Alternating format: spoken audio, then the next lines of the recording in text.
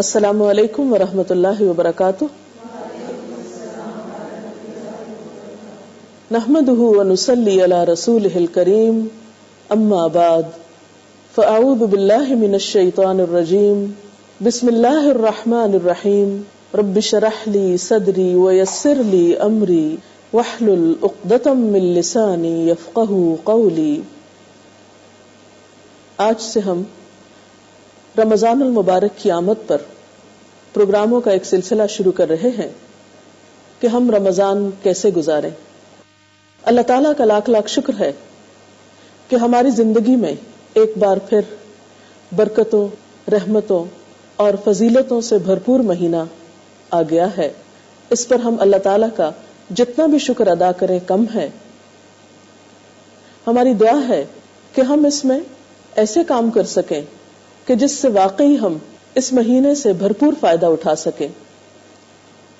کسی بھی چیز سے انسان بھرپور فائدہ اسی وقت اٹھا سکتا ہے جب انسان اس کی حقیقت کو سمجھتا ہو اور یہ جانتا ہو کہ فائدہ کیسے اٹھایا جائے، کون سے ایسے کام کیے جائیں جو ہمارے لیے مفید ہوں.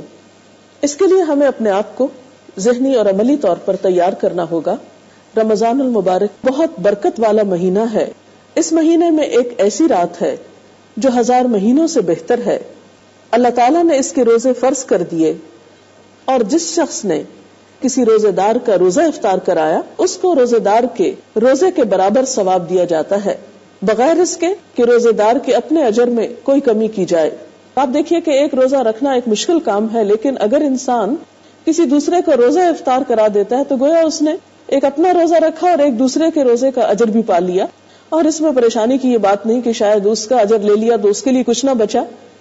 اللہ تعالیٰ یہ ثواب اس شخص کو بھی دیں گے جو کسی روزے دار کا روزہ ایک کھجور یا ایک گھونٹ پانی پلا کر کھلوا دے گا. آپ دیکھیے کہ اس سے ہم سب کو ایک اندازہ ہو جاتا ہے کہ اس مہینے میں ہم کس کس کام کے ذریعے، کن کن نیکیوں کے ذریعے اللہ تعالیٰ کا قرب حاصل کر سکتے ہیں اور اس مہینے کے دنوں سے اور لمحوں سے بے پناہ فائدہ اٹھا سکتے ہیں. اسلام کے تصور عبادت میں کتنی وسعت ہے. اس میں صرف حقوق اللہ نہیں ہیں، حقوق العباد بھی ہیں. جہاں ایک طرف اللہ تعالیٰ نے اپنی خاطر روزہ رکھنے کا حکم دیا، وہاں دوسری طرف اللہ کی مخلوق، اللہ کے بندوں کے ساتھ ہمدردی اور غمخواری کا سبق بھی دیا اور اس کو بھی عبادت قرار دیا. عام مشاہدے کی بات ہے کہ اس مہینے میں عام دنوں کی نسبت انسان زیادہ کھاتا پیتا ہے، زیادہ بہترین نعمتوں سے فائدہ اٹھاتا ہے. اور پھر یہ بھی سکھایا گیا کہ صرف ان نعمتوں سے خود ہی فائدہ نہیں اٹھانا بلکہ دوسروں کو بھی اس میں شریک کرنا ہے، ان لوگوں کو بھی جو خود اتنی استطاعت نہیں رکھتے. یہ دنیا کا معاملہ نہیں ہے تو اللہ کے خزانوں کا معاملہ ہے جس میں سب کو دے کر بھی کچھ کمی نہیں آتی. تو بہرحال اس شخص کے اجر میں تو کمی نہیں ہوگی جس کا روزہ کھلوایا جائے گا، لیکن روزہ کھلوانے والے کے لیے بے پناہ اجر و ثواب ہے. افطاری کے نام سے یہ خیال ضرور آتا ہے کہ شاید اس سے مراد صرف دعوت افطاری ہے یا افطار پارٹی ہے، اور عموماً ایسی چیزیں ایک عام انسان کے لیے پریشانی کا سبب بھی بنتی ہیں. تو اس پہ پریشانی کی ضرورت نہیں ہے. اگر کوئی شخص کسی روزے دار کو ایک کھجور کھلا کر، یا اگر یہ بھی میسر نہیں تو صرف پانی کا ایک گھونٹ اگر کوئی دوسرے کو پلا دیتا ہے تو اس پر بھی اس کو اجر و ثواب ہے. اور اس میں آپ دیکھیے کہ یہ کام ہم میں سے کسی کے لیے بھی مشکل نہیں ہے.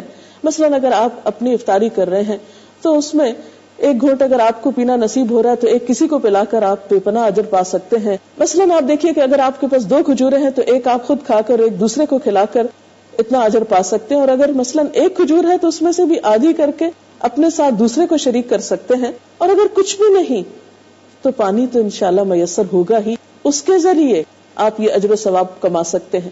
یعنی اس سے پتہ یہ چلتا ہے کہ اسلام میں اجر و ثواب کا جو دائرہ ہے وہ بہت وسیع ہے اور اس میں ایک بہت وسعت پائی جاتی ہے اور بہت سے مواقع ہیں.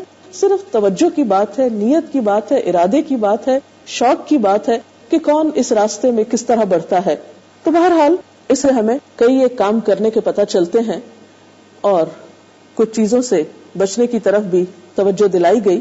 لیکن حقیقت یہ ہے کہ یہ سارا مہینہ اجر و ثواب کے اعتبار سے اتنا بہترین ہے.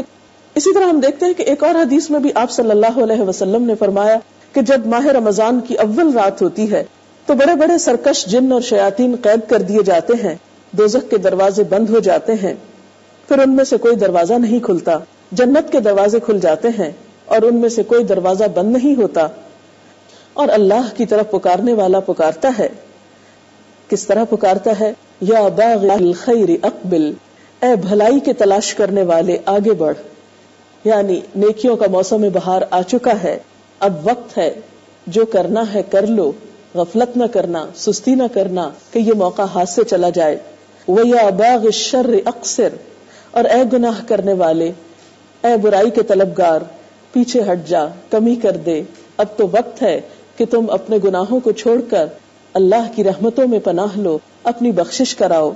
वलिल्लाहि उतक़ाउ मिनन नार वज़ालिका कुल्लु लैलतिन, और अल्लाह ताला बहुत से लोगों को दोज़ख से आजाद करते हैं, यानी हर रात में, और ये मामला हर रात होता है।